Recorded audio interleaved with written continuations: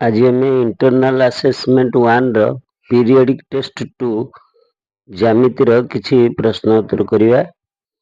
प्रथम प्रश्न 10 सेंटीमीटर व्यासार्ध विशिष्ट वृत्तर केंद्र ठारू 8 सेंटीमीटर दूरतार थिबा एक ज्यार दैर्घ्य केते? उत्तर ज्यार दैर्घ्य 2 × 10⁻² - 8² root over 2 × 100 - 64 root over 2 × √36 2 × 6 12 centimetre. उत्तर है 12 सेंटीमीटर। 2 नंबर प्रश्न गोटे रेखाखंड ए बी सर्वाधिक डैश टी वृत्तर ज्या होई परिबो? उत्तर है असंख्य टी वृत्तर ज्या होई परिबो। 3 नंबर चित्र रे ए बी ज्या 16 सेंटीमीटर ए बी ज्या ओपी द्वारा समद्विखंडित यदि वृत्तर व्यासार्ध 10 सेंटीमीटर हुए तेबे डीपी रो दैर्घ्य केते? तो आम जानचे एओ समान ओपी 10 सेंटीमीटर व्यासार्ध दीटा को आउ ओडी है 10² - 8² रूट ओवर 6 सेंटीमीटर।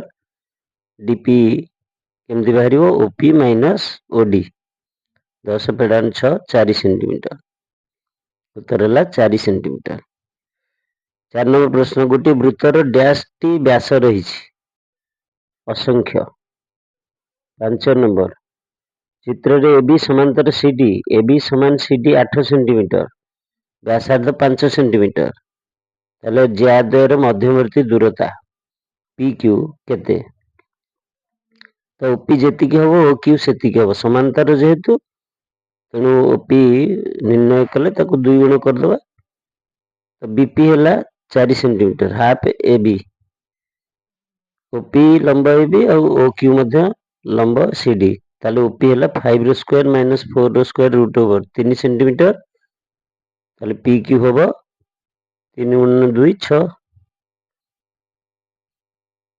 6 नंबर गोटे वृत्तर एक चापर डिग्री परिमाप 90 डिग्री हेले संपृक्त ज्या और व्यासार्धर अनुपात केते? उत्तर है 2:1। 7 नंबर वृत्तांत लिखित सामांतरिक चित्र एक डैश उत्तर है आयत चित्र। 8 नंबर चित्र रे मेजर एक्स बी चापर डिग्री परिमाप 80 मेजर बी वाई सी चापर डिग्री परिमाप 140 डिग्री हेले मेजर ए बी सी केते?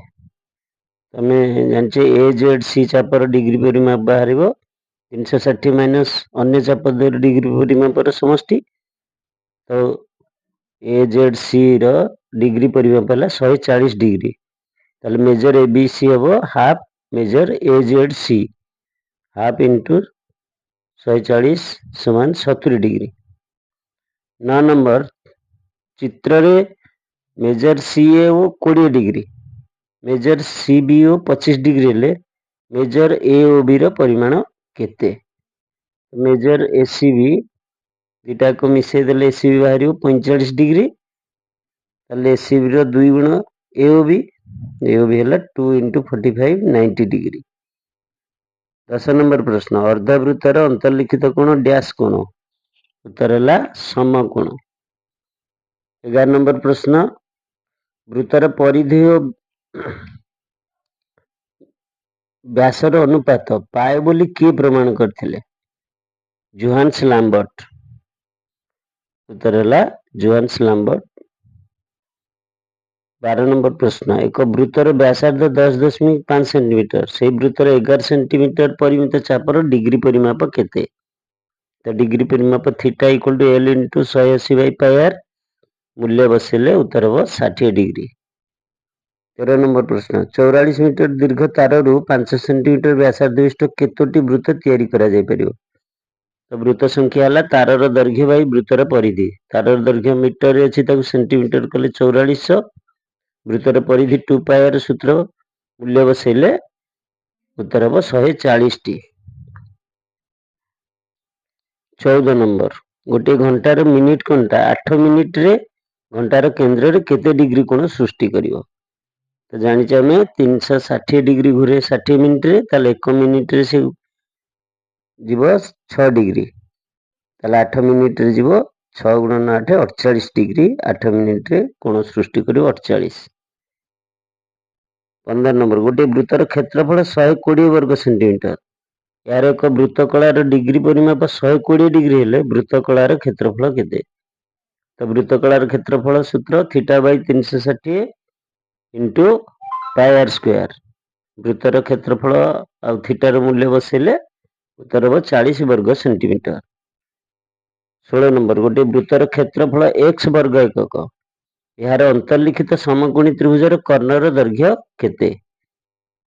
तमें जानिछे पाई आर स्क्वायर टा x हेले r टा हबो x बाई पाई रो रूट ओवर कर्ण हबो 2r 2 into x by pi रो रूट एकक। 17 नंबर अर्धवृत्ताकार क्षेत्र परिसीमा 252 सेंटीमीटर हेले क्षेत्रफल केते? अर्धवृत्ताकार क्षेत्र परिसीमा सूत्र है पाई आर प्लस 2r अच्छी 252 ताला आर बाहर 49 सेंटीमीटर। 18 नंबर गोलकर व्यासार्ध 21 सेंटीमीटर यार घनफल केते? घनफल सूत्र है 4/3 पाई आर क्यू मूल्य बसैले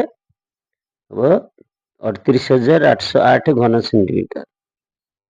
19 नंबर गोटे अर्धगोलकर व्यासार्ध 7 सेंटीमीटर हेले यार समग्र पृष्ठतल क्षेत्रफल केते? अर्धगोलकर समग्र पृष्ठतल क्षेत्रफल सूत्र है 3 पाई आर स्क्वायर मूल्य बसैले 462 वर्ग सेंटीमीटर। 20 नंबर फंपा गोलकर समग्र पृष्ठतल क्षेत्रफल सूत्र लेख। समग्र पृष्ठतल क्षेत्रफल सूत्र है 4 pi whole into r square plus r square वर्ग एकक।